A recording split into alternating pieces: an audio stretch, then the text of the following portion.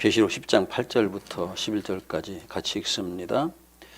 하늘에서 나서 내게 들리던 음성이 또 내게 말하여 이르되 네가 가서 바다와 땅을 밟고 서 있는 천사의 손에 펴놓인 두루마리를 가지라 하기로 내가 천사에게 나아가 작은 두루마리를 달라 한즉 천사가 이르되 갖다 먹어버리라.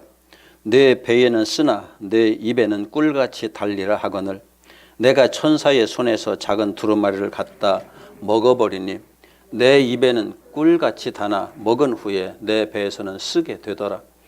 그가 내게 말하기를 내가 많은 백성과 나라와 방언과 임금에 다시 예언하여야 하리라 하더라. 아멘. 그 11장 1절부터 3절까지 11장 1절에서부터 3절까지 계속해서 읽습니다.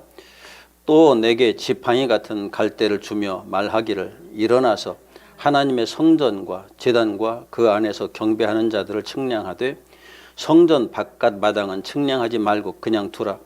이것은 이방인에게 주었은즉 그들이 거룩한 성을 42달 동안 짓밟으리라. 내가 나의 두 증인에게 권세를 주리니 그들이 굵은 베옷을 입고 1260일을 예언하리라. 아멘. 오늘도 유인물을 나눠 드렸지만은 그거 다 하면은 한 2시간 걸리겠더라고요. 그래서 그냥 본문을 봐가면서 말씀을 나누도록 하겠습니다. 우선 먼저 꼭 기억해야 할 게 있어요. 제가 여러 번 강조한 거예요. 성경을 장절로 나누어서 읽지 말라. 여기에서 너무나 많은 오해가 발생하니까 10장, 11장, 원래 1장부터 쭉 22장까지 나누어진 게 아니에요. 이게 통으로 그냥 쓰여진 편지예요. 그런데 통으로 쓰여진 편지를 이게 이제 그 어디에 뭐가 있는지를 이렇게 잡아내기 위해서는 뭔가 표시가 필요해서 사람들이 편리를 위해서 나누어는 것 뿐이에요. 성경이 원래 그렇게 되어 있지 않아요. 창세기부터 계시록까지 다 그래요. 그러니까 이걸 무시하고 읽어야 문장에 오류가 안 생겨요. 그렇지 않으면은 우리가 읽는 문장에서 어디 끊어버리고 이렇게 읽어버리는 버릇이 생겨가지고 문제가 되고요. 두 번째, 여기 작은 제목들이 성경에 계속 기록되어 있잖아요. 읽다 보면은 11장에 보면 두 증인이라고 되어 있고 10장에 보면 천사와 작은 책이란 제목도 있는데 이것도 무시해버려요. 이거 참고만 하시고, 원래 이거 없던 거예요. 다 원래 성경에는 없던 건데, 성경을 이렇게 출판하는 사람들이 성경 읽는 사람들에게 좀 이렇게 쉽게 이해할 수 있도록 하기 위해서 제목을 붙였다고 붙이는데 사람마다 다 생각이 다르잖아요. 그렇기 때문에 이 제목에 얽매이지 말고 성경을 보시길 바랍니다.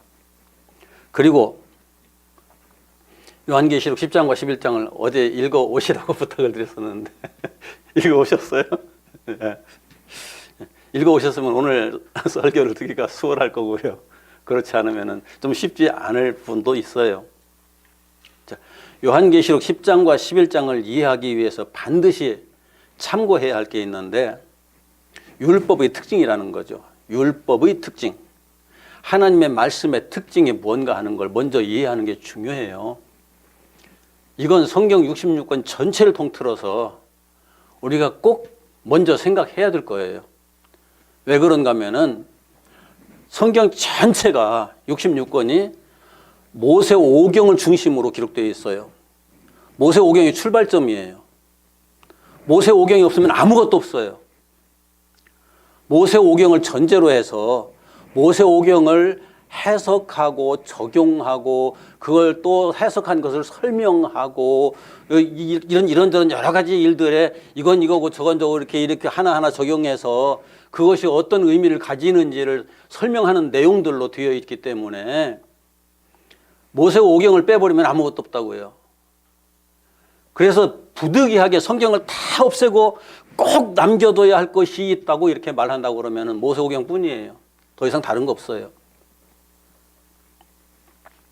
그만큼 모세오경은 중요해요. 이 모세오경을 이스라엘 백성들은 토라라고 불렀어요. 토라라는 말, 그게 기준, 법, 그리고 원리, 원칙 이런 의미거든요. 신약 성경에서 그 로고스라는 말과 똑같은 말이에요. 이걸 또 이스라엘 백성들은 율법이라는 법이잖아요. 법. 원리, 원칙이니까. 율법이라는 개념으로도 받아들이죠. 그런데 하나님은 율법을 율법이라고만 말씀하시지 않고 증언이라고도 말씀하시고 예언이라고도 말씀하시고 언약이라고도 말씀하시거든요. 이게 중요한 부분이에요. 그래서 십계명이 보관된 상자를 증언의 상자, 우리말로 그냥 요즘 현대어로 쓰이는 말로 번역을 한다면은 증언의 상자, 그리고 하나님의 말씀이 증언의 상자임과 동시에 언약궤가 언약의 상자라는 말이거든요. 약속의 상자. 그래서 이 모든 것들이 율법이나 언약이나 증언이나 이게 다 같은 말이에요. 서로 다른 말이 아니에요. 우리말로 번역해 놓으면 서로 다른 말처럼 보이지만은 들리지만은 그렇게 느껴지지만 이건 우리 문화 차이예요. 우리가 쓰는 언어의 문화 차이예요. 그런데 하나님의 말씀에서 성경에서는 이걸 똑같이 취급하고 있다고요. 그러니까 하나님의 말씀이 가지고 있는 속성이 언약이기도 하고 증언이기도 하고 예언이기도 한 거죠. 이걸 지난번에도 이렇게 설명드렸죠. 지금 이 말씀의 길을 가보지 않은 사람들에게는 예언이다. 하나님의 말씀은. 한 번도 경험을 못했으니까. 그리고 앞으로 경험을 하게 될 것이니까 예언이다. 그런데 이 말씀의 길을 다 지나가서 다 끝난 사람은 증언이다. 내가 그렇게 살아왔으니까. 그런데 예언이기도 하고 증언이기도 하지만 또 하나 그 말씀 속에 기록되어 있는 가장 중요한 의미가 뭐냐면은 우리를 구원하시겠다는 약속이거든요. 그러니까 언약이라고도 표현을 하는 거죠. 재미있는 것은 구약 성경, 아니 신구약 성경 다 훑어봐도 원래 우리가 그 성막의 맨 안쪽 지성소 안에 놓여 있는 하나님의 보좌가 되어 있는 상자, 그 상자를 법궤라고, 기본적으로 법궤라고 부르는데 신구약 성경 다 뒤져봐도 법궤라는 말은 원어에는 없어요. 우리 한글 성경에는 딱 한 군데만 나와 있어요. 우리 한글 성경에 법궤라고 나와 있는 그 본문을 원문대로 보면은 법궤가 아니고 그냥 상자예요. 그 상자, 그렇게 되어 있어요. 그것을 의역을 해가지고 법궤라고 해놨죠. 우리 성경에는 한 군데만. 가장 많이 쓰인 게 언약궤라는 표현이에요. 단어예요. 구약 성경에 41군데가 언약궤라는 표현으로 돼 있어요. 그리고 증거궤라는 증언의 상자라고 기록되어 있는 곳은 21군데예요. 언약이라는 것이 강하게 이렇게 제시된 거죠. 이건 하나님의 언약이다.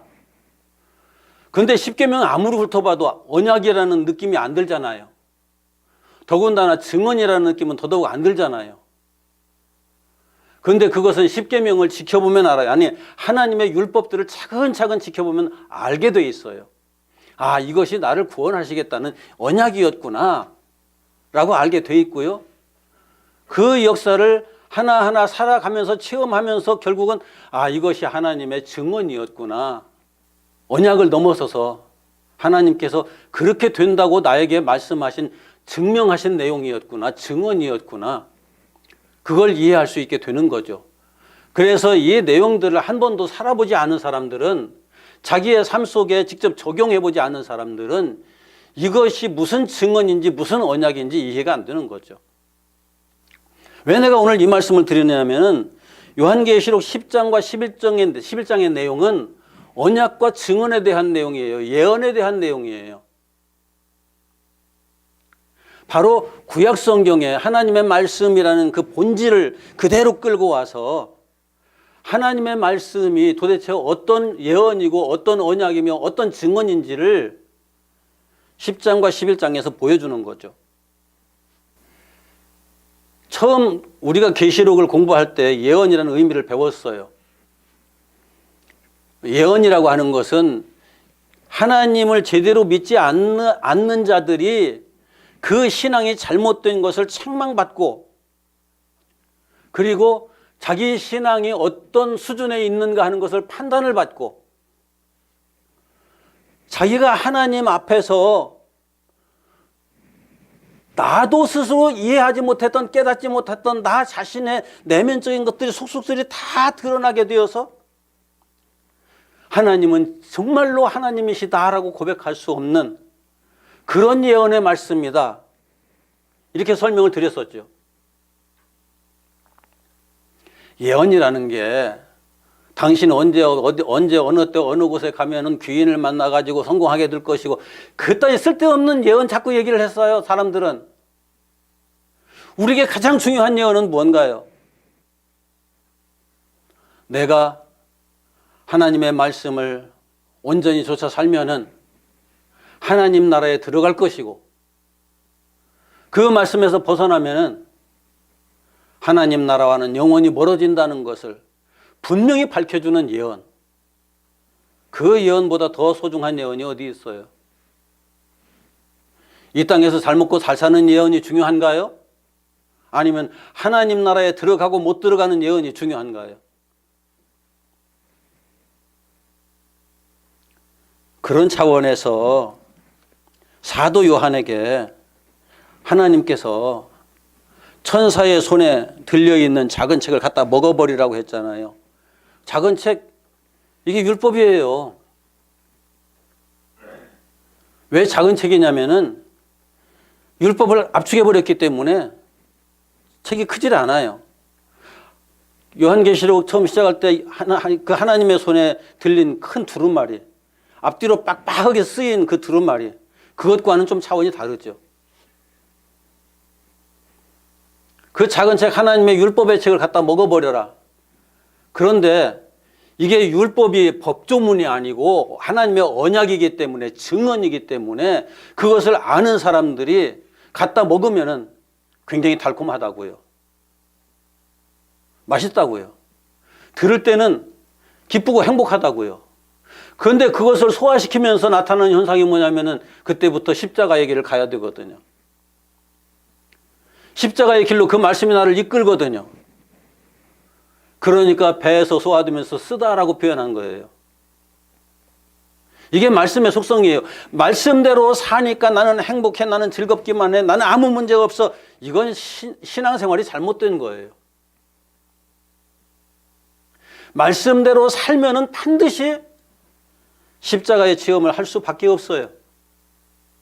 하나님께서 십자가의 체험을 통해서 그 말씀이 우리들에게 어떻게 생명의 길로 이끌어 가는지를 직접 다 확인시켜 주거든요. 십자가가 없이는 부활도 없잖아요. 그런데 십자가 없는 부활을 너무 많이 얘기해요, 사람들이. 그건 아니란 말이죠. 그런데 십자가를 체험해서 그 체험한 그 삶이 쓰디쓴 삶을 지나간 후에 하나님께서 요한에게 말씀하시죠.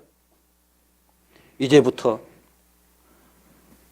많은 나라와 왕들과 방언들에게 예언을 하여야 하리라. 무슨 얘기예요? 아직 이것을 체험하지 못한 자들에게 너 가서 하나님의 말씀의 역사가 이런 것이다 라고 예언을 하라. 요한은 지금 경험을 해버렸기 때문에 요한에게는 증언이죠.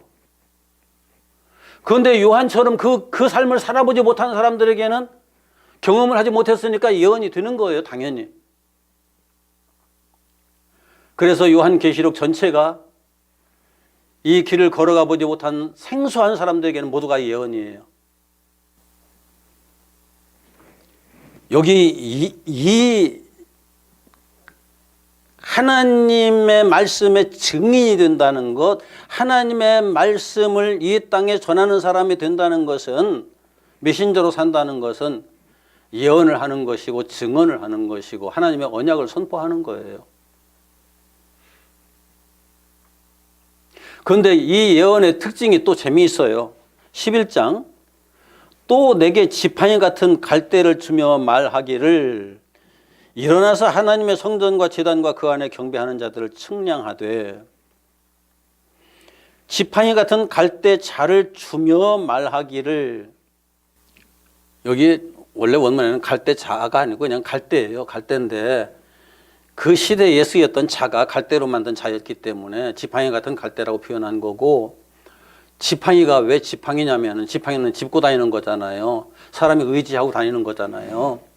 하나님의 말씀의 속성이에요. 사람이 의지할 수밖에 없는 원리 원칙이기 때문에.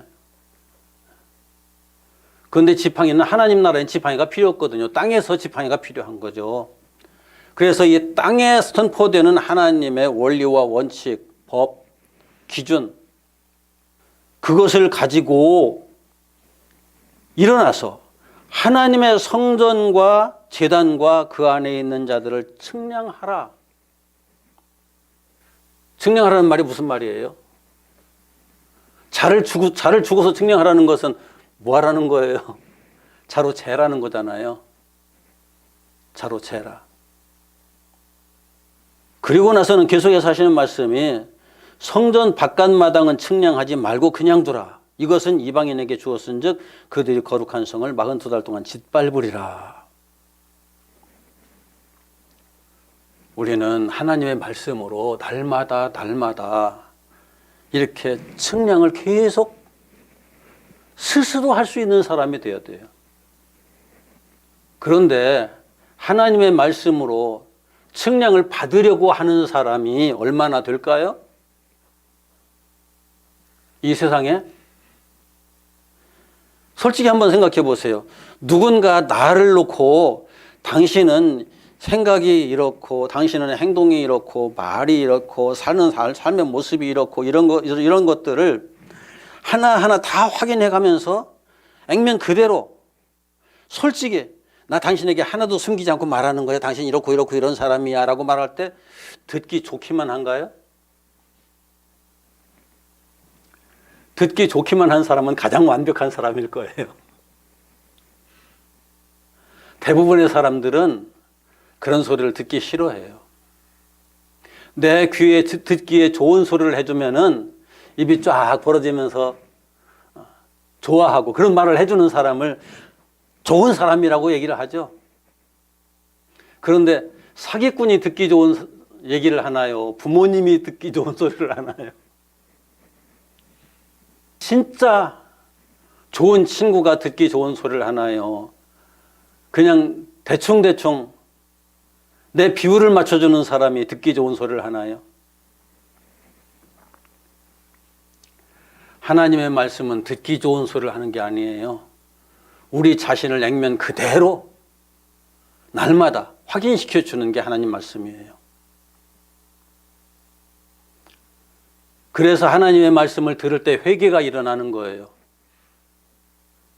근데 준비 안 된 사람은 그걸 받아들이지 못하니까 어떤 사람을 재라고 하느냐면은 하나님의 성전을 재라. 저와 여러분들은 날마다 하나님의 전으로 지어져 가는 사람이잖아요. 하나님의 전으로 지어져 가는 사람들이기 때문에 진짜 하나님께서 인정하실 만한 하나님의 전이 되어 있는지 그걸 재라는 거예요. 그걸 정확히 객관적으로 하나님의 말씀으로 재서 부족한 사람은 더 온전해지기 위해서 힘써야 되겠죠. 그런데 여기에서 이 말씀 속에서 되었다고 하는 결과가 나오질 않아요.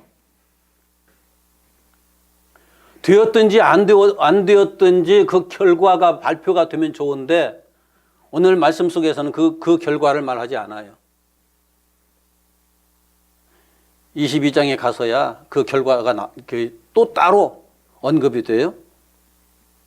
그리고 제단을 측량하라고 그래요. 하나님의 성전과 제단. 제단은 뭐 하는 곳이죠? 어린 양을 희생시켜서 어린 양과 함께 내가 십자가에 못 박혀 죽는 곳이 제단이잖아요. 그러니까 나의 십자가를 재라는 거예요. 나의 십자가. 하나님께서 말씀하신 그 십자가인지 아닌지. 예수 그리스도께서 지신 그 십자가인지 아닌지. 다른 십자가 얘기해가면서 그 십자가 아니, 이 땅에 참 다른 십자가 말하는 사람들 너무 많아요. 예수님만 2000년 전에 십자가에 못 박아 죽여버리고 나는 그 은혜로 그냥 거저 천국에 간다는 식으로 말하는 그 십자가는 전부 다 거짓말이에요. 오늘 내가 지고 있는 십자가를 잴 수 있어야 돼요. 오늘 내가 하나님 앞에 제사를 드리는, 제사하는 그 십자가, 그 제단이 과연 하나님의 말씀대로 진행되고 있는 제사인지, 하나님의 말씀대로 이루어지고 있는 십자가인지, 그걸 재라는 거죠. 그게 맞지 않으면은, 그게 아니면은 우리는 하나님 나라 못 가요. 절대 못 가요. 구원받을 길이 없어요. 이걸 날마다 확인하라는 거예요. 오늘 내가 지고 있는 십자가는 하나님께서 처음부터 말씀하셨던 그 십자가인지, 예수께서 지고 따라오라 하신 바로 그 십자가인지 확인해야 되는 거죠. 말씀이 하는 일이에요, 이게 바로. 그리고 또 한 가지. 뭘 재라고 그래요? 그 안에서 경배하는 자들, 하나님의 전에서 경배하는 자들, 우리의 예배를 재라는 거죠. 우리의 예배가 하나님께서 처음부터 말씀하셨던 그 예배냐, 아니면은 우리들이 흥이 겨워서 춤추고 뺑마리 두드리면서 노는 그런 예배냐. 저 팔군산에 올라가서 부처한테 손 빌고 있는 그것과 교회에 와서 기도하고 있는 그것의 차이가 무엇인지, 인본주의적 예배를 드리고 있는지 아니면 신본주의적 예배를 드리고 있는지, 인간의 수단과 방법을 총동원해서 거룩 해가면서 그 캐톨릭 그 미사에 가면은 저절로 경건해져요. 분위기가 그러니까.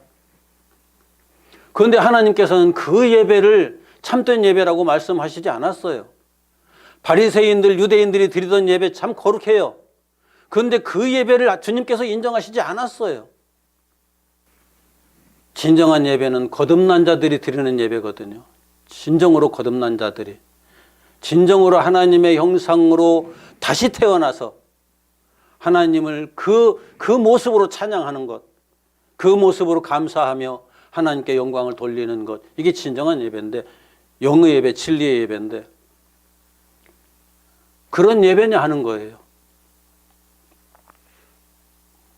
하나님의 말씀을 선포한답시고 세상 얘기 들어놓는 것, 진정한 예배를 인도하는 건 아니죠.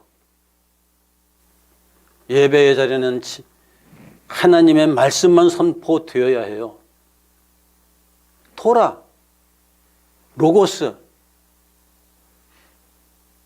율법, 딱딱하게 들리죠. 그런데 이것이 예언이고 증언이고 언약이거든요. 하나님 나라의 예언이고 하나님 나라의 증언이고 하나님 나라의 언약이거든요. 세상 나라 얘기가 아니에요. 그런데 성전 바깥마당은 측량하지 말라. 성전 바깥마당은 왜 측량하지 말라고 그랬을까요? 성전 안에 들어와 있지 않은 사람은 율법을 적용할 필요도 없어요. 하나님의 말씀 안에 들어와 있지 않은 사람은 율법이 뭔지도 몰라요. 율법 가지고 이야기를 시작하면 슬금슬금 다 도망가요. 나보고 죄인이라니? 말도 안 돼. 그래가면서 가요 그냥. 이 세상에 당신은 죽어있는 사람입니다, 죄인입니다 라고 말했을 때 받아들일 수 있는 사람이 얼마나 될까요? 아니, 오늘 또 교회들마다 많은 사람들이 모여서 예배를 할 거예요. 그 사람들에게 당신들은 다 죽어있는 사람들이고 죄인입니다, 회개하지 않으면 천국에 못 갑니다 라고 얘기했을 때 그것을 아멘으로 받아들일 수 있는 사람들이 얼마나 될까요?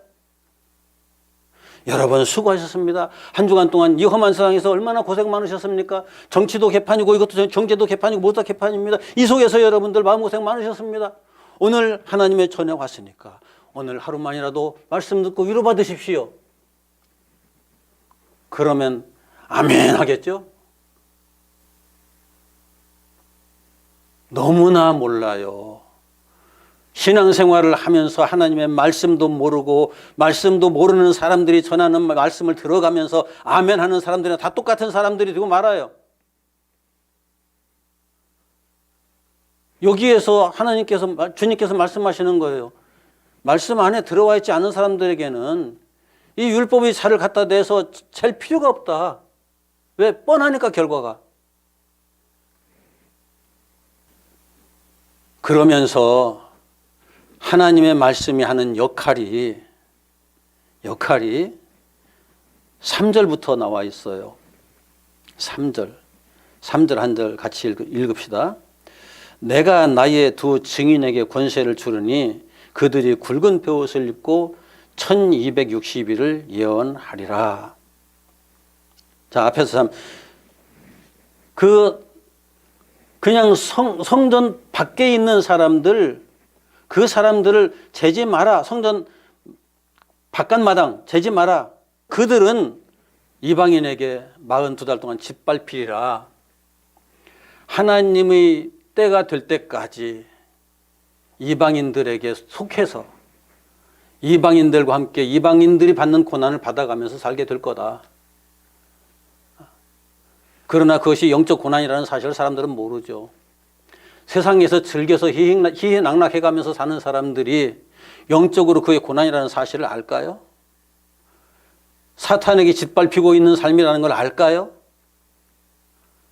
사탄의 세력들에 의해서 날마다 짓밟혀가면서 살고 있다는 사실을 알까요? 그나마도 모르죠. 그러나 그 때가 차면은 그들이 어느 정도 이 하나님의 말씀을 들을 기회가 있어서 듣게 되면은 그 짓밟히던 과정에서 말씀을 듣고 성전으로 나오는 사람들이 되겠죠. 그런데 그들에게 이제 말씀을 전할 증인, 앞에서 우리가 14만 4천 얘기할 때 14만 4천 얘기할 때 하나님께서 증인들을 세우셨다고 그랬잖아요. 하나님의 메신저들을 세우셨다고 그랬잖아요. 그런데 이 메신저들이 전하는 메시지가 증인이에요. 증인은 하나님의 말씀을 그냥 의인화해가지고 표현한 내용이에요. 의인화라는 게 뭐냐면은 그 사람이 아닌 다른 것들을 이렇게 끌어다가 사람에다 견주어서 사람과 같이 인격을 부여해서 설명하는 것을 의인화라고 그래요. 말씀은 사람이 아니죠. 그런데 그 말씀이 육신이 되어 이 땅에 오신 이가 예수님이시죠. 그건 의인화가 아니에요. 그건 성육신이라고 그래요. 성육신과 의인화는 달라요. 그래서 지금 우리가 만나는 하나님의 말씀은 내 안에 들어와서 하나의 인격으로서 작용을 하거든요. 이걸 의인화해서 표현할 수밖에 없어요. 그래서 의인화 시켰는데 왜 두 증인이냐면은 하나님의 말씀이 가지는 두 가지 속성, 하나님의 말씀이 가지는 두 가지 속성, 뭐라고 했던가요? 바울이 이렇게 얘기해요. 죽이는 법이 있고 살리는 법이 있다. 죽이는 법, 살리는 법이 서로 다른 법이 아니고 하나님의 말씀을 처음에 듣다 보면 아까 얘기했잖아요. 예언을 처음에 듣는 사람들 내가 죄인이라는 것을 깨닫고 문제가 엄청 많은 사람이다. 죽어있는 존재다. 라는 것을 확인시켜주는 그 법의 특징 때문에 죽어있는 나를 확인시켜주는 법을 죽이는 법이라고 바울이 표현한 거예요. 그런데 죽어있는 나를 확인시켜 주고서 끝나느냐, 이 법이 그게 그렇게 끝내는 것이 아니라 나를 데리고 십자가로 끌고 와서 그 십자가의 역사를 통해서 나를 다시 살리는 그 말씀이, 속성이 거기에 있기 때문에 내가 율법을, 하나님의 말씀을 어느 차원에서 만나느냐에 따라서 죽이는 법으로도 보이고 살리는 법으로도 보이는 거죠. 그러니까 처음에 만나서 코 껴가지고 이렇게 율법 속으로 끌려 들어갈 때는 나를 죽이는구나, 이거 죽이는 법이구나. 그런데 그 율법에 의해서 결국은 십자가 지고 거기서 죽고 거기서 부활해서 거듭나서 새 생명의 자리에 딱 서서 보니까 이 법이 나를 살리는 법이었구나 라고 이해를 하는 거예요. 그래서 율법을 경험한 사람은 율법의 두 속성이 고스란히 체험될 수밖에 없어요. 이것을 두 증인이라고 그렇게 표현한 거예요. 분명히 두 증인인데 그 아래로 쭉 설명하면서 설명하는 내용들을 보면은 두 사람이 아니라 한 사람처럼 계속 얘기가 되고 있어요.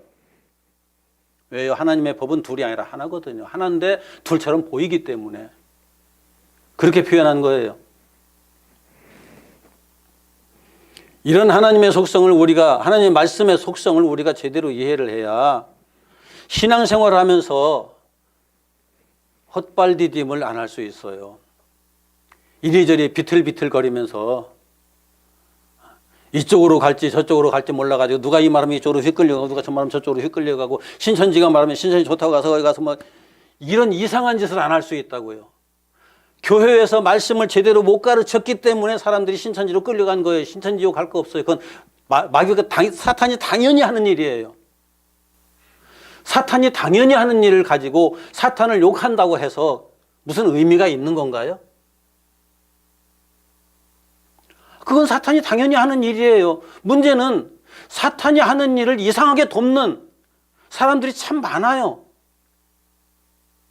하나님의 말씀을 가르쳐야 되는데 제대로 가르치지 않고서 이상하게 하나님의 말씀을 전해놓고 그 사람들이 신천지로 끌려간다고 막 뭐라 하거든요. 잘못은 누구에게 있는 거예요? 학교에서 학생들을 가르치는 담임선생님이 학생들을 제대로 가르쳐 놓지 않고 시험 봐서 점수가 제대로 안 나온다고 학생들 나무라면은 결국은 자기 얼굴에 침 뱉기잖아요.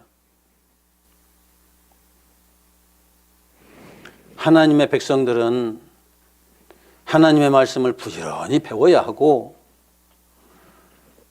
하나님의 백성들을 지도하고 이끌어가야 할 사역자들은 최선을 다해서 하나님의 말씀의 본질을, 원리를, 원칙을 가르쳐서 깨닫게 해야 되는 거죠. 제가 인터넷에 자주 들락거립니다만 인터넷에 올라온 하나님의 말씀이라고 하는 내용들을 이렇게 훑어보면 너무나 형편없는 게 많아요. 본질에서 너무나 벗어나 있는 하나님의 말씀을, 하나님의 말씀이 아니죠. 그건 엄밀하게 따지면 사탄의 메시지죠. 그런데도 거기에 성경 말씀을 인용해 가면서 성경 구절들을 하나하나 들어가면서 설명을 하고 있으니까 하나님의 말씀이라고 착각을 하는 거예요. 하나님의 말씀을 제대로 전하면은 여기 두 증인에게서 나타나는 두 증인이 쭉 그 역사를 지나고 있는지를 11장에 기록하고 있잖아요. 14절까지. 15절부터 이제 다른 내용이에요. 11장 15절부터는 다른 내용이에요. 그 두 증인이 경험했던 역사를 말씀 속에서 오직 말씀을 따라가는 사람들은 같이 경험할 수밖에 없는 내용들이에요. 이것이 그 뒤에 이제 일곱째 나팔이 울려 퍼지면서 그 7개의 대접이 쏟아지는 과정 속에서 다시 한번 상세하게 설명이 되지만 그런 내용들을 경험해 보지 못한 사람은 이해하지 못하죠. 다시요. 예언의 속성. 경험해 보지 못한 사람은 예언이 이게 예언이로구나 하고 들릴 수도 있지만 대개는 헛소리로 들려요.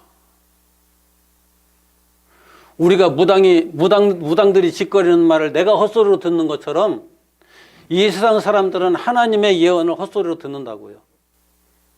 그러나 성령이 그 속에서 조금이라도 감동하시고 역사를 시작하시면 그 예언의 말씀이 헛소리로 들리지 않죠. 와, 여기에 뭐가 있구나. 내 마음이 여기에 찡하고 감동이 오고 뭔가 지금 크게 충격이 오는데 나팔 불 때마다 엄청난 충격들이 거기에 왔잖아요. 그런 것처럼 성령이 그 속에서 역사하는 사람에게는 하나님의 예언이 들려질 때마다 그 충격을 받을 수밖에 없다고요. 그 충격 속에서 예언이 진행되는 거죠. 예언이 진행되고 나면은 그것은 증언이 되는 거죠. 여기 두 증인의 역사를 다 설명하려고 그러면은 시간이 엄청나게 많이 드는데 집에 가서 차근차근 읽어보시고요. 몇 가지만 제가 확인할게요.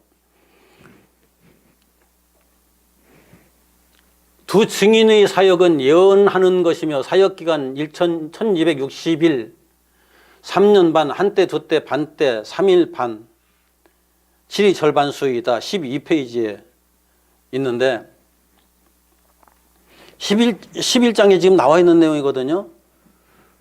두 증인의 사역 기간은 1260일이에요. 1260일 따지면 3년 반이거든요. 이걸 또 한때, 두때, 반때라고도 얘기도 하고요. 3일 반 그렇게 표현하기도 하고요. 왜? 1260일이면 1260일 계속 얘기를 해야 되는데 한때, 두때, 반때 때로 나누어서 얘기도 하고 또 3일 반으로 얘기도 해요. 3년 반과 3일 반의 차이는 너무나 크잖아요. 그런데 성경이 가지고 있는 7이라는 성경이 계속 처음부터 말씀하고 있는 7이라는 개념부터 정확하게 이해를 하면 어렵지 않아요. 7이라는 숫자가 성경에서 어떤 의미를 가지느냐? 7이라는 숫자는 완전 숫자잖아요.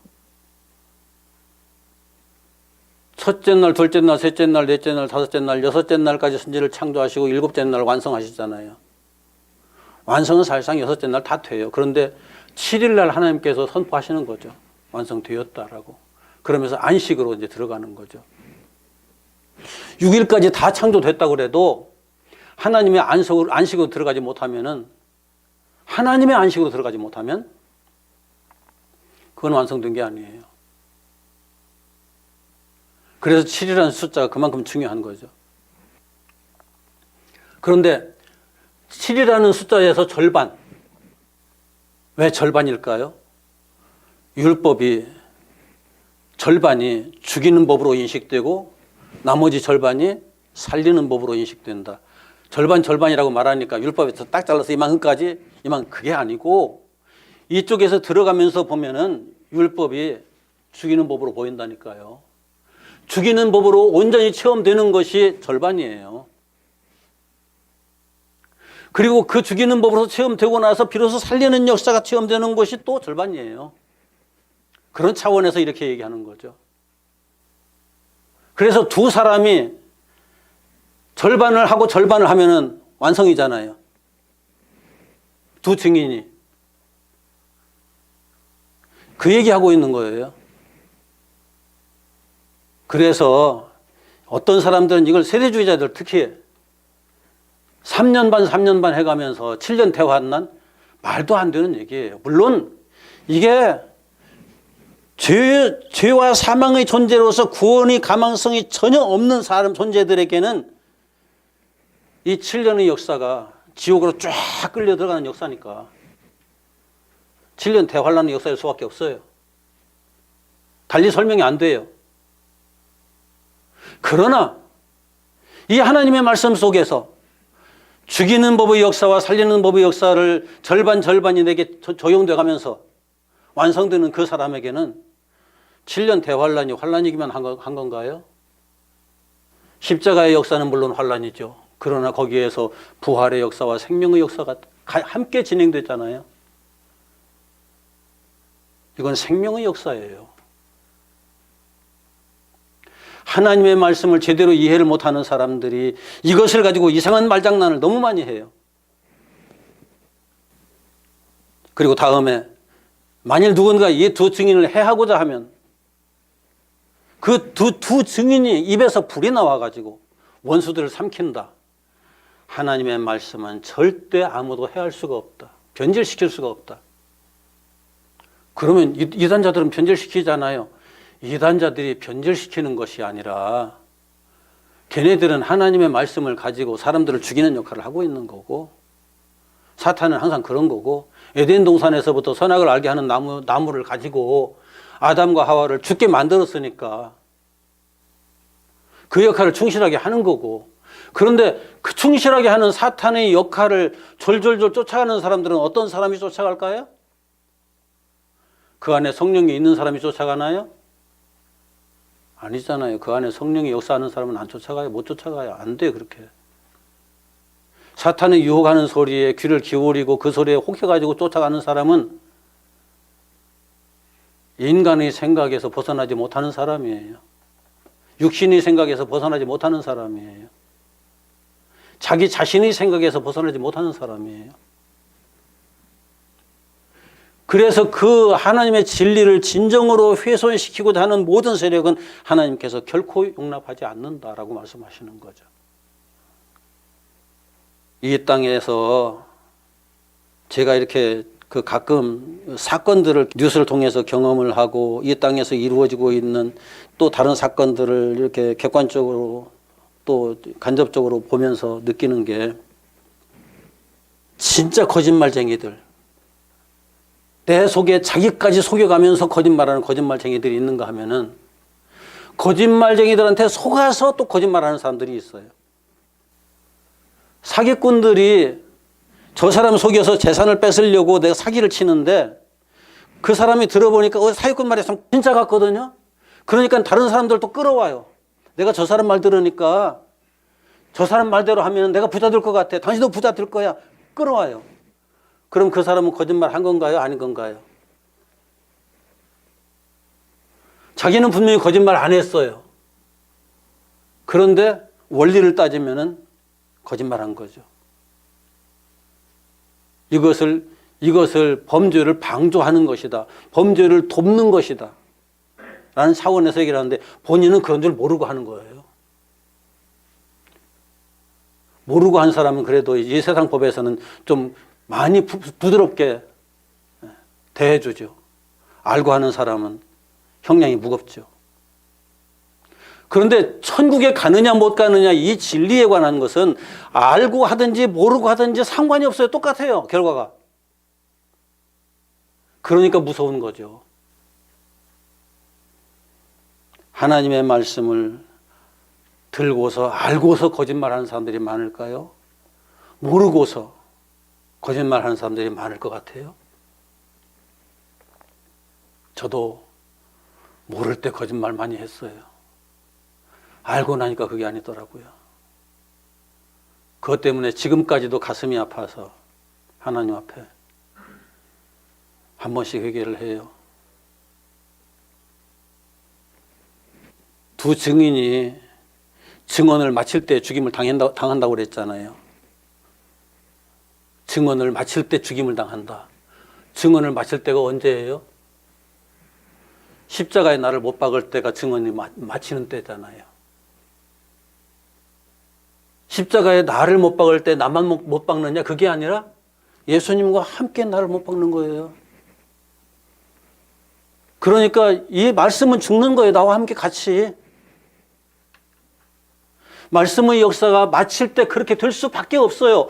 그렇지 않았다면 그 사람은 아직 말씀의 역사가 맞춰진 게 아니에요.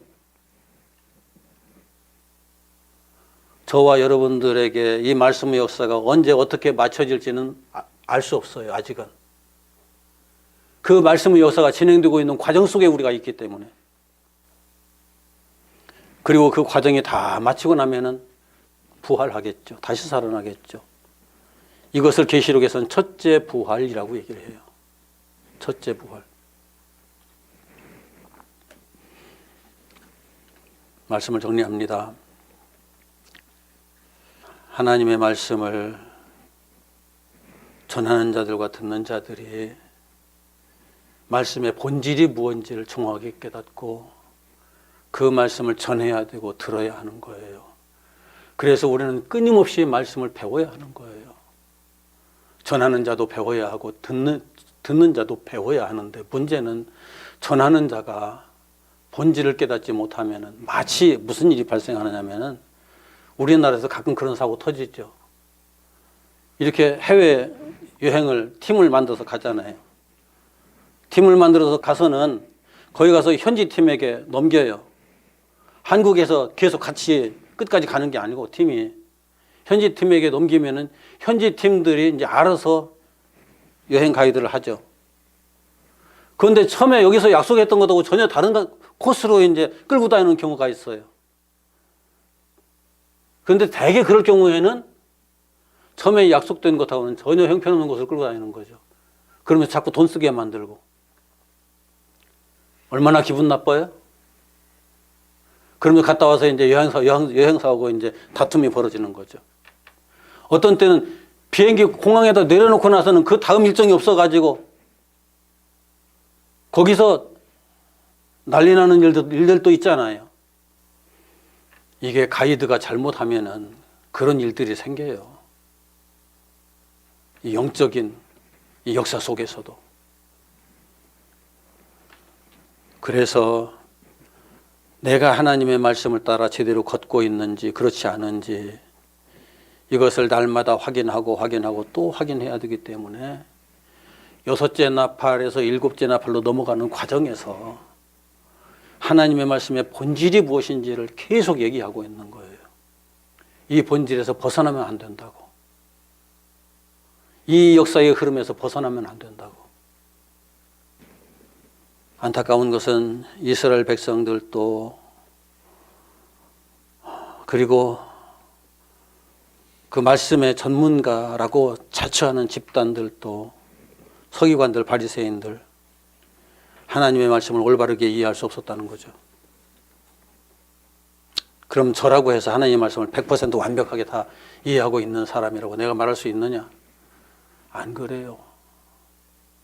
오늘 또 밤새 제대로 잠도 못 자고서 새벽에 선잠이 깨져버렸는데, 그리고 나서 또 머릿속에 막 이 두뇌 속으로 하나님께서 집어넣어 주시는 게 있어가지고 책상 앞에서 새벽에 일어나서 또 그거 정리했어요. 순간순간 깨달아지는 성령의 역사가 아니면은 어딘가에서는 반드시 길을 잃게 돼 있어요, 우리는. 그래서 순간순간 내게 말씀을 깨닫는 지혜 주시고 말씀을 따라 이끌려 갈 수 있는 그런 은혜 주시고 그 말씀대로 살아낼 수 있는 능력 주시옵소서 항상 기도해야 되는 거죠.